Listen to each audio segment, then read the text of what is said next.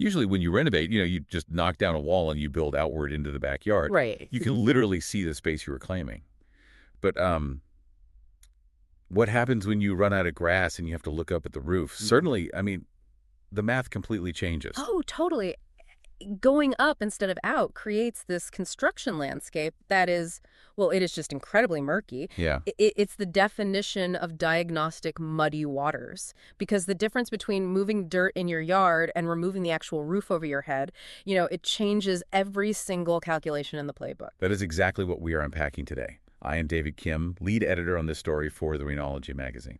And I am a fellow editor here and the resident structural expert. Right. And today we are speaking directly to you, a homeowner in National, researching a major home addition. And we really need to anchor this discussion immediately to the reality of the 2026 market. Yes, the current numbers are wild. They really are.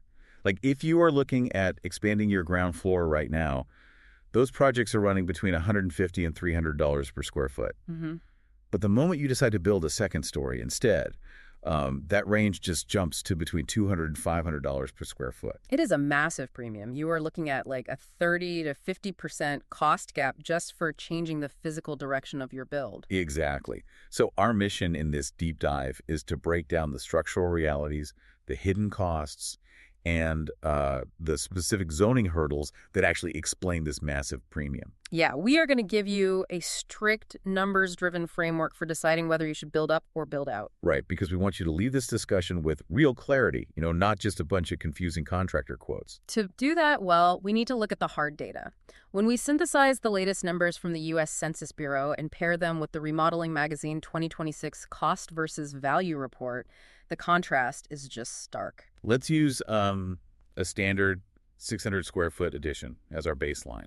Okay, yeah. So if you build that 600 square feet out into your yard, your total cost will sit between $90,000 and $180,000. Yeah. But if you take that exact same 600 square feet and build it vertically as a second story, the price leaps to between $120,000 and $300,000. Okay, let's unpack this. Yeah. Because this is the exact moment where the average homeowner gets, well, understandably confused. Right. It feels counterintuitive. It totally does. I mean, you already own the footprint. You already own the land. So why is going up so much more expensive? Yeah. It feels to me like taking the suspension of a standard sedan and dropping a loaded pickup truck on top of it. Oh, that is a really good way to put it. Right. Like the tires and axles, which are your foundation. Well, they were perfectly engineered for the sedan, but they will physically buckle under the new payload. Yeah, that sedan analogy is a great way to visualize the mechanics here. People look at their existing concrete foundation and they assume it is just, a free reinforced base for the next level. Right, like it is just waiting there to be used. Yeah, exactly. But that assumption completely ignores the fundamental physics of dead load and live load. Which are very different things. Very different. Dead load is the permanent static weight of the structure itself.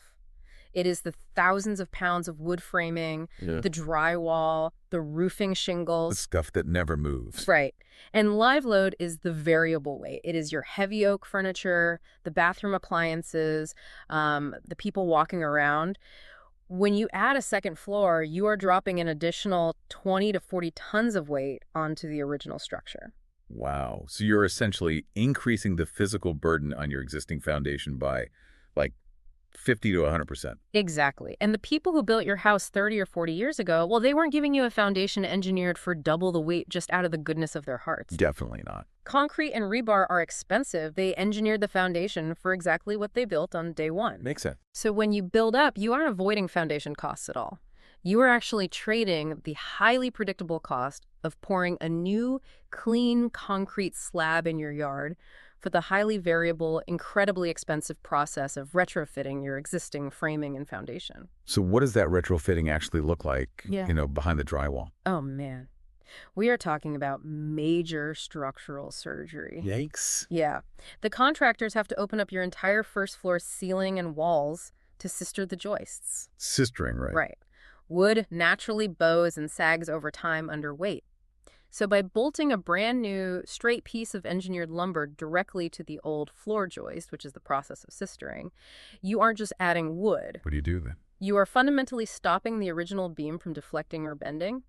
You are effectively doubling its rigidity so it can act as a floor rather than just a ceiling. Got it. And they also have to install laminated veneer lumber beams, known as LVL beams, to carry the new loads down to the foundation. And if the foundation still can't handle those new LVL beams, that is when we get into underpinning, right? Yes, and underpinning is often the biggest budget shock of the entire project. I can imagine. Underpinning involves bringing in crews to manually dig out the dirt from beneath your existing concrete foundation. Wait, underneath the existing one? Yes, they have to excavate carefully in small sections and pour new concrete footings underneath the old footings to deepen and stabilize the whole structure. That sounds intense. It is. It is intensely laborious, slow, and dangerous work. We saw this clearly in our recent internal research. Right, the Renology network projects. Yeah. We looked at 3 specific projects. The most striking example was this suburban ranch home. The homeowners wanted to add a 700-square-foot second story over the main living area. Great, pretty standard request. Right.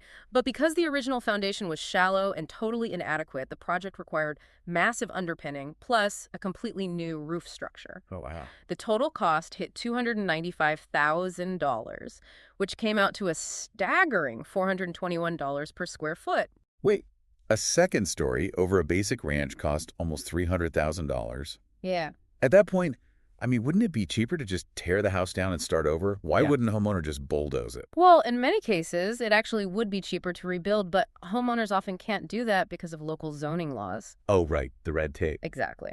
Many towns have implemented strict new setback requirements or lot coverage limits. If you tear down an older home, you lose your grandfathered status, and the city might force you to build a much smaller house to comply with the 2026 codes. Oh, that is rough. So homeowners are forced to preserve the original footprint and pay for the underpinning just to get the square footage they want? Precisely. That is a painful reality check. It makes the other 2 projects we looked at seem like bargains in comparison. It really does. For contrast, we analyzed a historic 2-story home where the owners added a 500-square-foot primary suite on the ground floor. They just poured a new slab in the backyard and tied it into the existing roof line.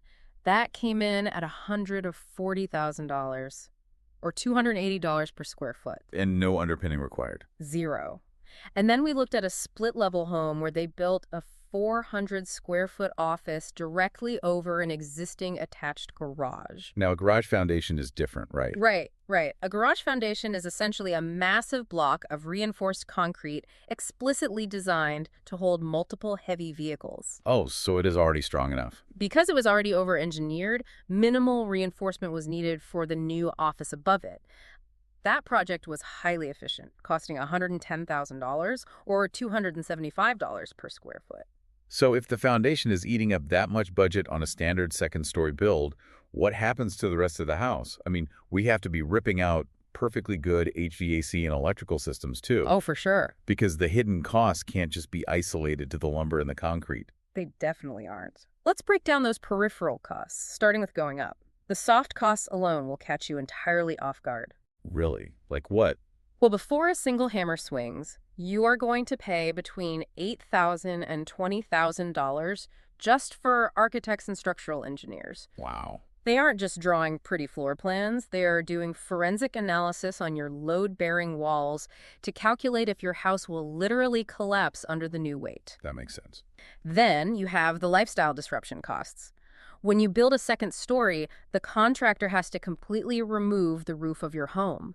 Your house becomes entirely open to the elements, rain, wind, everything. Is just totally exposed. Yeah, it becomes fundamentally unsafe. This means you must move out. Right. You are facing a mandatory 3 to 6 months of renting another property, which easily adds $10,000 to $25,000 to your real-world budget. And as you mentioned earlier with the mechanical systems, you can't just hook up a couple of air vents to your old basement furnace and expect the new upstairs bedroom to be comfortable. Right. Because a larger house requires a much larger mechanical footprint. It is basic thermodynamics. Cold air falls and hot air rises. So if you rely on one aging system, the blower motor will just burn out trying to keep up. You will end up with a new upstairs that feels like a sauna in July, while your ground floor living room feels like a refrigerator. That sounds miserable. It is. You almost always have to upgrade to a more powerful, zoned HVAC system. That upgrade alone runs another $10,000 to $18,000. Plus, your electrical panel will likely need a $3,000 to $6,000 upgrade just to handle all the new circuits. But, building out has its own hidden monsters, too. They're just mostly hiding in the dirt. Definitely. When you expand your footprint into the yard, you are entirely at the mercy of the earth. Moving a main sewer line just a few feet out of the way of your new foundation can cost between $5,000 and $15,000. Yep. And if you have a sloped lot or you hit solid rock, your site preparation costs go through the roof. You could easily be looking at over $25,000 just in excavation before a single drop of concrete is poured. Rock excavation is a nightmare scenario. It requires heavy, specialized pneumatic machinery to pound through the bedrock, plus the cost of hauling all that displaced earth off your property. It destroys your timeline. It really does. And we really have to place all of these hidden costs into the broader context of the 2026 macro environment. Which has shifted a lot. The landscape has definitely shifted since the wild volatility we saw a few years ago. First, the interest rate environment has leveled out. Home equity lines of credit and construction loans aren't cheap, but they have stabilized at a very predictable 5.5 to 6.5%. Okay, that helps with planning. Supply chains for standard materials like lumber and drywall have also normalized, although you still need to plan for 8 to 12 weeks of lead time for custom items like specialty windows. But building codes are going the opposite direction. I mean, they are getting tighter and way more expensive. They are. Many jurisdictions have now fully adopted the 2024 International Residential Code. The IRC updates include strict new mandates for energy efficiency and fire resistance. Complying with these standards means using thicker, continuous rigid insulation and specialized fire-resistant drywall on certain spans. And that adds up fast. These material mandates are adding an automatic 3 to 5% to total project costs across the board. Let me push back on that for a second. Given that we have stabilized supply chains on one hand, but we are dealing with stricter, more expensive building codes on the other, is 2026 actually a cheaper time to build, or is it just a more predictable time? It is definitely about predictability, not cheapness. But predictability is exactly what you need to survive a major renovation. That is a fair point. The National Association of Home Builders specifically recommends carrying a 10 to 15% contingency budget for any renovation on a home over 30 years old. Which is standard advice. Right. When material prices were swinging wildly from month to month, that 15% contingency could evaporate just on the inflated cost of wood. In 2026, because supply chains and interest rates are stable, your contingency budget actually functions the way it is supposed to. It protects you against the true unavoidable unknowns, like finding water rot inside your walls or hitting a massive boulder in your yard. So you can actually sleep at night. The predictability is what allows you to safely plan without going bankrupt. So we have looked at the intense costs, the engineering mechanics, and the current market codes. Let's shift gears and look at what you actually get for your money. Okay, yeah. How do these two paths change your daily life, and more importantly, your home's long-term value? Well, the daily schedules for these two paths are vastly different. A ground floor addition generally takes 6 to 12 months from design to completion. Good. The major advantage here is that you can usually live in the house while the work happens. The contractor sets up a temporary dust barrier, does all their messy work out in the yard, and only breaks through your existing wall into your living space at the very end of the project. That is a huge benefit. But a second-story addition takes 9 to 15 months of highly disruptive, invasive construction. And you are paying rent somewhere else for a large chunk of that time. So the timeline isn't just an inconvenience, it is a direct line item draining your bank account. Exactly. But let's talk about the return on investment. According to the Remodeling Magazine 2026 Cost versus Value Report, a median $165,000 ground floor primary suite addition recoups roughly 55 to 65% of its cost when you eventually sell the home. Which is pretty standard. It is a solid standard return for a home improvement, but going up has a unique strategic advantage if you own a specific type of house. It does. If you take a cramped 2-bedroom, 1-bath home and add a second story to convert it into a 4-bedroom, 3-bath home, you are doing a lot more than just adding square footage. You are changing the whole vibe of the house. You are entirely changing the pricing tier of the property. You are moving the house out of the starter home category and directly into the premium family home category. Oh, that makes total sense. In markets starved for family housing, that kind of functional transformation can potentially recoup 70 to 80% of the project cost. But I mean, you can't just slap a giant box on top of any house and expect it to look good or retain value. That is where architectural fit becomes crucial. Right. Single-story ranches, bungalows, or mid-century homes are fantastic candidates for going up. They usually have simple, low-pitched roofs that are relatively easy to remove, and their clean, rectangular footprints make laying out a second floor structurally straightforward. What about older homes? On the flip side, historic colonials, Tudors, or Victorians already have complex massing and steep, intricate roof lines. Yeah, they're very specific. Trying to add a third story to a Victorian often looks absurd from the street and completely ruins the historical proportions. For those homes, you really should expand outward to preserve the original roofline and the architectural character of the neighborhood. There is a financial double-edged sword here that nobody really looks at until it's too late. Oh, the taxes. Yes, let's talk about the local tax assessor. Anytime you add finished square footage, they're going to show up to evaluate your property. Always. But they don't just look at the raw square footage you added. They look at the classification of the space you created. If you add a basic family room on the ground floor, your taxes go up based proportionally on that added floor space. Right. But when you build a second story, you're often creating highly valuable types of space, like a brand new primary suite with sweeping neighborhood views or multiple new bedrooms. That is a critical point. A second story often triggers a much higher tax reassessment because it fundamentally changes how the local real estate market, and therefore the local government, classifies your home. Which hits your wallet every single year. Transforming a two-bedroom property into a four-bedroom estate changes your baseline tax bracket in a way a ground floor sunroom simply doesn't. The assessor is taxing the finished, functional product, and a two-story family home commands a higher tax rate. So we have covered the massive cost variations, the hidden dangers in the dirt and the framing, the changing 2026 economy, and the tax implications. I want to boil all this data down to an actionable editorial directive for you, the listener. Okay, let's do it. What exactly should a homeowner researching this project do this very week to get started? The directive from the Renology team is clear. The most important metric you need right now is not a local contractor's estimated cost per square foot. Okay, what is it? The metric you need is engineering feasibility. Your very first call this week should not be to a general contractor. Your first call must be to a licensed structural engineer to commission a feasibility study. What does that process actually look like for the homeowner, like practically speaking? This study will cost you between $1,500 and $5,000. The engineer will come out to your property, review your local zoning limitations for lot coverage and height restrictions, and they will physically assess your foundation and wall framing. And that is worth the money. That single report will dictate 40% of your final budget. It will tell you definitively if your existing foundation can take the weight or if you will need tens of thousands of dollars in underpinning. It answers the mandatory structural questions before you spend a single dime on architectural blueprints or builder deposits. So what does this all mean?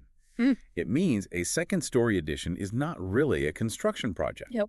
It is a highly complex structural engineering project that just happens to conclude with construction. Yep. You aren't just building rooms, you're solving a massive weight distribution problem. That is the best way to summarize the reality of building up. Until you have the hard engineering data in your hands, every price quote you receive is just a complete guess. It is a fascinating reality check.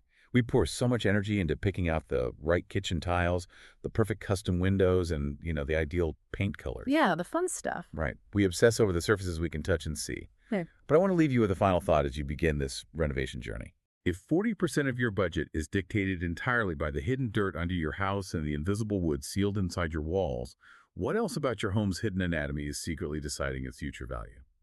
Until next time, keep ticking.